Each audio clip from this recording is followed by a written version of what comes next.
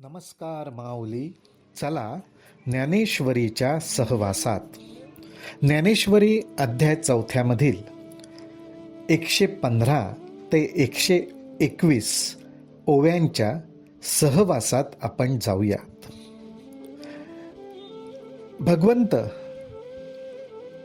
गेल्या काही ओव्यांमधून आपल्याला आत्मप्राप्ती झालेल्या साधकाची चिन्ह सांगतात आणि आत्मप्राप्ती झालीये, आत्मबोधावर हा साधक आरूढ झालेला आहे. परंतु तरीसुद्धा सर्वसामान्य माणसासारखाच त्याच्या ठिकाणी कर्माचाही व्यवहार आपल्याला दिसतोय. अशा ह्या सिद्ध साधकाची आपण म्हणू लक्षणं आपल्याला बघायला मिळत आहेत. ज्ञानोबारायांच्या ओव्यात तर आपल्याला चिंतन मनन करायला लावणारच. त्यामुळे माऊली हो, या ओव्यांचं जरूर वारंवार चिंतन मनन करावं. ज्ञानोबाराय आपल्याला आता हेच मार्गदर्शन करतायत की अशा रीतीने आत्मसुखापाशी किंवा नामस्मरणाच्या साह्याने परमेश्वराच्या स्वरूपामध्ये जो मग्न झालेला आहे त्याच्या ठिकाणी हळूहळू कर्म आणि कर्माचं फळ ह्याच्या विषयी असलेली आसक्ती नाहीशी व्हायला लागते. केवळ माझ्या प्रभूची इच्छा आणि आज्ञा असं समजूनच सर्व कर्म त्याच्या ठिकाणी होत असतात. आणि अशा प्रकारे त्याचं मन, त्याची बुद्धी, त्याचा अहंकार हा परमेश्वराच्या चरणी लीन होत जातो. त्यावेळी अशा आत्मप्राप्ती झालेल्या साधकाला सर्व गोष्टच परमेश्वर दिसायला लागतं, ब्रह्म दिसायला लागतं. या साधकाची अवस्था कशी असते? तो देह संगे तरी असे, परी चैतन्यासारिखा दिसे, पाहता परब्रह्माचे नि कसे, चोखाळू भला. ज्ञानोबाराय म्हणतात, अहो हा साधक सर्वसामान्य माणसासारखाच असतो, देहधारीच असतो. देहधर्म, प्रकृती धर्म जे आहेत, नैसर्गिकपणे आहेत, ते सगळे त्याच्या ठिकाणी आपल्याला बघायला मिळतात. परंतु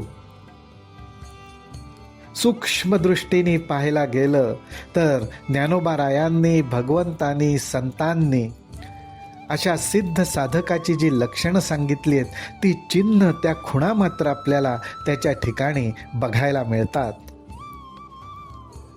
आणि त्या खुणा बघायला लागलं की आपल्या लक्षात येतं की अरे, हे परब्रह्म, चैतन्य, आत्मस्वरूप ह्याच्याबद्दल जे काही संतांनी सांगितलंय त्याच खुणा या देहधारी साधकाच्या ठिकाणी बघायला मिळतात. तो देह संगे तरी असे, परी चैतन्यासारिखा दिसे, पाहता परब्रह्माचे नि कसे, चोखाळू भला. ही दृष्टी ज्ञानोबाराय आपल्याला देतायत, ही अवस्था आपल्याला समजावून सांगतायत. नेहमीप्रमाणेच ज्ञानोबारायांनी या ठिकाणी एका दृष्टांताची योजना केली आहे आणि तो दृष्टांत देताना एका कर्माची निवड केलेली आहे. ते कर्म म्हणजे यज्ञ कर्म. यज्ञ कर्म, हवन कर्म ह्याचं उदाहरण माऊलींनी घेतलंय आणि त्याला जोडूनही काही दृष्टांत ते देतात. माऊली म्हणतात, असा हा देहधारी साधक असतो, परंतु त्याच्या ठिकाणी प्रकृती धर्मानुसार सर्व कर्म घडत असतात. आता एका बाजूला तो आत्मसुखात मग्न असतो, सर्व ब्रह्मस्वरूप आहे याचा अनुभव आणि आनंद घेत असतो, आणि त्याचवेळी त्याच्या ठिकाणी सर्वसामान्यपणे घडणारी सर्व कर्मही घडत असतात.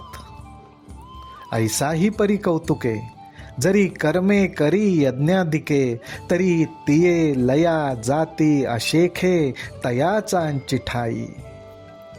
अकाळींची अभ्रे जैसी, उर्मी विण आकाशी, हरपती अपैशी, उदयली शांती.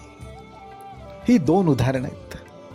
माऊली म्हणतात की अहो, आकाशामध्ये अवेळी ढग आलेले दिसतात, अवेळी, अवेळी याचा अर्थ असा की आकाश मूळतः निरभ्र आहे.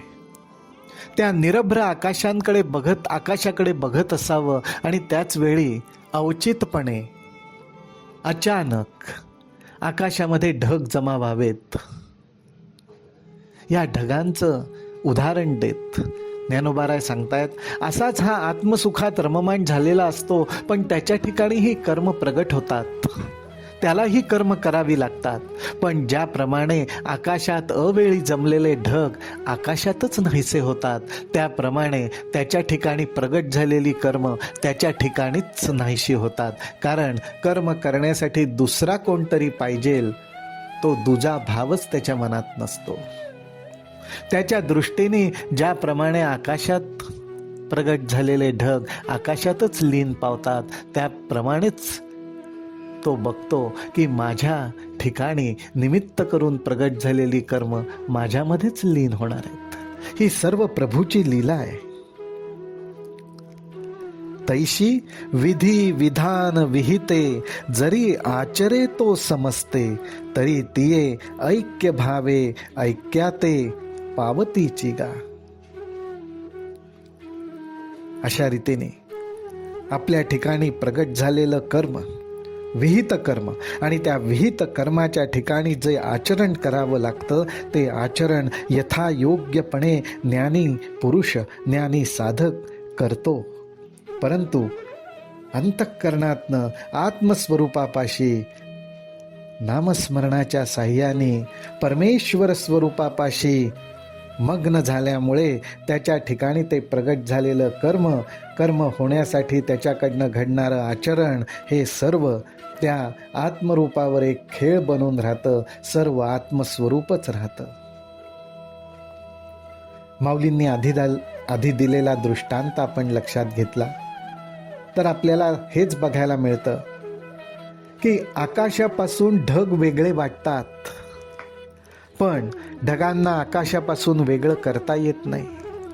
ढगांना आकाशापासून वेगळं होता येत नाही आणि त्या ढगांना शेवटी आकाशामध्येच लीन व्हावं लागतं, आकाश स्वरूपच व्हावं लागतं. आणि मुळातच आकाश स्वरूप असल्यामुळे ढग या रूपात ते दिसणं हे केवळ एक निमित्त असतं, डोळ्याचा एक खेळ असतो.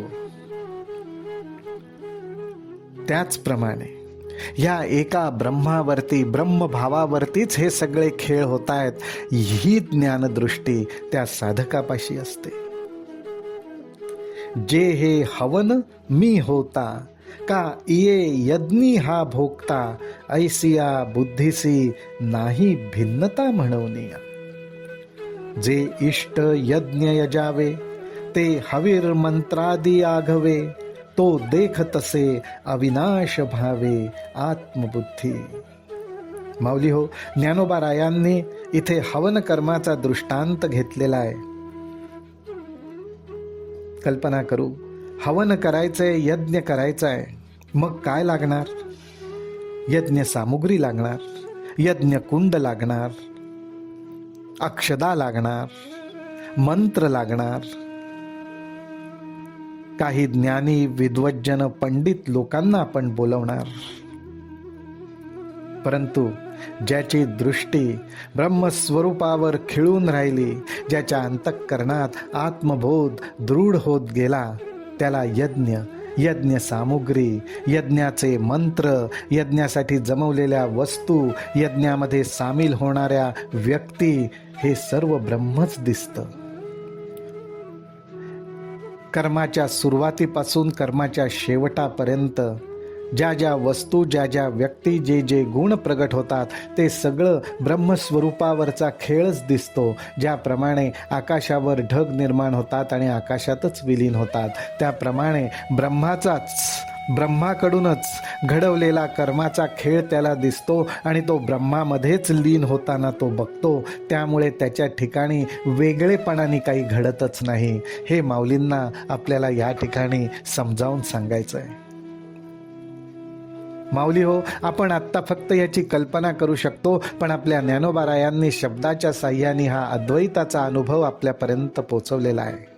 अशी ही ज्ञानदृष्टी ज्याला नामस्मरणाची गोडी लागली, ज्याला परमेश्वराच्या चरणांची, परमेश्वराच्या रूपाची गोडी लागली, ज्याचं मन आत्मसुखात रंगायला लागलं, त्याच्या अंतःकरणाची ही अशीच अवस्था होणार आहे. देह धर्माला धरून सगळ्या गोष्टी घडताना दिसतील, परंतु तो एक ब्रह्माचाच खेळ आहे. या अनुभूतीवर आपलं चित्त सुद्धा स्थिर व्हायला लागेल. म्हणून ब्रह्म तेची कर्म, ऐसे बोधा आले जया सम, तया कर्तव्य ते नैष्कर्म्य धनुर्धरा. या ठिकाणी ज्ञानोबारायांनी नैष्कर्म्याचा उल्लेख केलेला आहे. पण ते नैष्कर्म्य कसं आहे? कर्म करून प्रगट होणारं नैष्कर्म्य आहे. कारण ब्रह्मच सर्व रूपात नांदत असतं. कर्म होत असताना अनेक गोष्टी दिसतात. कर्माचं फळ, वस्तू, व्यक्ती, विचार सगळं काही दिसत असतं. पण जणू काही तो ब्रह्माचाच वेगवेगळ्या रूपात खेळ दिसत असतो. आणि ब्रह्माचाच खेळ दिसत असतो म्हणण्यापेक्षा ब्रह्मस्वरूपावर प्रगट होणारा खेळ दिसत असतो. आकाशात प्रगट होणारे ढग, तसा ब्रह्मस्वरूपावर प्रगट होणारा हा कर्मांचा खेळ दिसतो. अशा या कर्मांकडे ज्ञानी साधक ब्रह्माचा खेळ या दृष्टिकोनातनंच बघत असतो. आणि त्यामुळे कर्म घडत असताना सुद्धा, कर्म घडत असून सुद्धा तो नैष्कर्मी असतो.